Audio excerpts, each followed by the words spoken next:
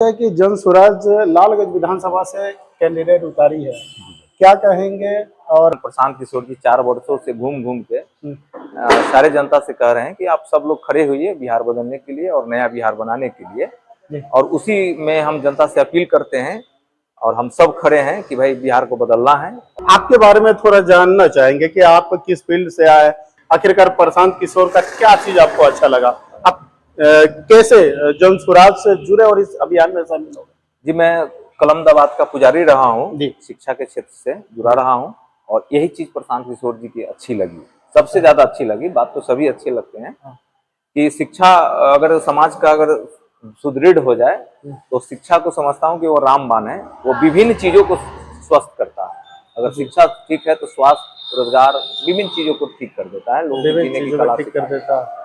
और मैं पिछले 17 वर्षों से अपने वैशाली जिला में, खासकर मेन ब्रांच हमारे गांव में है, फ्री में उन बच्चों को पढ़ाते हैं जो बच्चे पटना दिल्ली जाकर नहीं पढ़ पाते हैं, यानी उच्च शिक्षा और प्रतियोगिता परीक्षा, इसकी तैयारी में कराने का प्रयास करता हूं ताकि बच्चे गांव में एक समानता की भावना का विकास हो। और ऐसे कार्य को मैं 10 ब्लॉक में चलाता था, जिसमें लालगंज, भगवानपुर, पटेरी, गोरल वगैरह वगैरह शामिल है।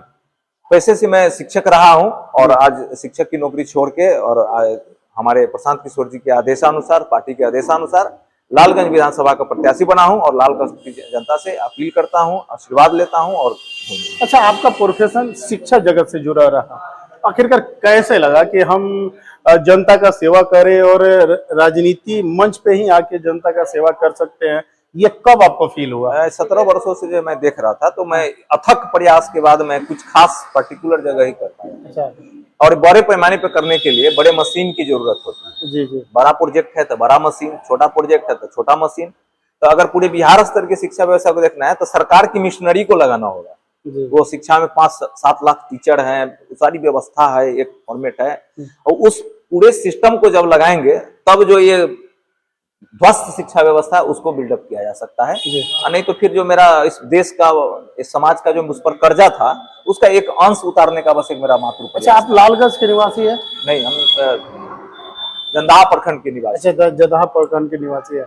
और जनता की यहाँ जो लालगंज में देखा जा रहा है कि सबसे अहम मुद्दा लालगंज का कौन सा रहेगा, किस मुद्दे पे आप मतलब यहाँ की जनता आपसे जुड़ेगी, कौन सा मुद्दा आप जैसे ही अगर सरकार में आते हैं तो कौन सा मुद्दा सबसे पहले आप उसको हटाएंगे या उस मुद्दे पे काम करेंगे? जैसे एक ऐसी कोई मुद्दा नहीं है जिसको सिर्फ एक कह के हट जाए। हर पंचायत की अलग अलग मुद्दा है और हर पंचायत के लिए मेरा शिकायत रथ निकला हुआ है। अच्छा। जिसमें आप शिकायत कर सकते हैं। उसका अलग पंचायत वार ब्लूप्रिंट तैयार हो रहा है, जो हमारे नेता हैं और हमारे 20 जो एक्सपर्ट काम कर रहे हैं जन स्वराज के। और जब सरकार आएगी तो पंचायत वाली समस्या को दूर किया जाएगा। लेकिन शिक्षा, पलायन, रोजगार, ये सब जो है ये तो कॉमन है, जो हर जगह की जरूरत है। क्योंकि जन स्वराज तो हमेशा पलायन पे सबसे ज्यादा मतलब प्रहार करते हैं और कहते हैं कि मोदी जी को चाहिए विक्ट्री बिहार में और कल कारखाने लगेंगे गुजरात में। रूप से अगर किसी चीज को समझना है तो कहीं ना कहीं लोग जाते ही। अगर उन्होंने गया, उन्होंने देखा, मदद किया, लगा कि इस तरह से जो जिस अपेक्षा से इन्होंने सहयोग किया वो अपेक्षा इस देश और प्रदेश के लोगों को नहीं मिला, तो लगा कि मुझे खुद आके करना पड़ेगा, किसी के सहयोग करने से काम नहीं चलेगी। और आप इसको समझिए कि उनके अंदर बिहार के लिए कितने दर्द है, बिहार के लिए कितनी उनकी पीड़ा है कि उन्होंने चाहते तो बस एक पैसा, एक संसाधन लेके भी वापस आ सकते थे, लेकिन कहेंगे भाई हमको कुछ मत दो, हमको बिहार के सम्मान दो। और इन्होंने इस बहुत बड़ा, इस बिहार के सम्मान के लिए कितना बड़ा त्याग करने वाला एक भी अगर कोई नेता है किसी पार्टी में तो। अच्छा, कहा जाए कि अमित शाह आए हुए थे और उन्होंने कहा कि बिहार में जमीन की कमी है। बताइए, क्या बिहार में जमीन की कमी है? आप जाइए, हमारे पास कैमूर की पूरी पहाड़ी है, उस इलाका में चले जाइए, बहुत जमीन बंजर पड़ा हुआ है। जमीन की कमी है इसका मतलब इसको दलदल में छोड़ के चले जाएंगे? ये सब उनको, बिहार के लोगों को मात्र 5 किलो भात पर ठगने की जो उनकी आदत है वो अब पोल खुल गई है, इसीलिए ये जुमलाबाजी करते हैं। और उन्होंने खुद मन से कहा है कि जो मैंने 15 लाख का जो बात कहा था वो जुमला है।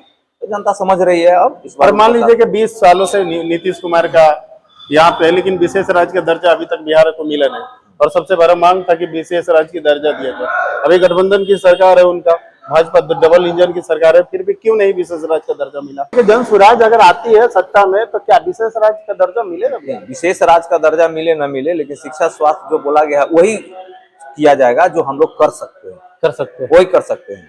हम एक हर घर में एक नौकरी की वादा नहीं कर सकते क्योंकि संभव नहीं है, और माई बहन योजना नहीं चला सकते हैं क्योंकि वो संभव नहीं है। जो संभव है और जो संभव होना है उसका एक प्लानिंग है, और समय के साथ उसमें उत्तरोत्तर जो है हम लोग का जो है डिमांड और मांग और बेहतर करने की है। अगले 5 से 10 सालों में टॉप 10 में लाने का प्रयास है। तो टॉप 10 में लाने के लिए हर चीज को ठीक किया जाएगा, हर सेक्टर को ठीक किया जाएगा, तभी टॉप 10 में आएगा। अच्छा, लालगंज विधानसभा के जनता से आप लिए जुड़े और कैसे जुड़े, आखिरकार कौन से मुद्दे पे वो सबसे ज्यादा? बच्चों की शिक्षा के लिए जुड़े, बच्चों की स्वास्थ्य के लिए जुड़े, बच्चों के रोजगार के लिए जुड़े।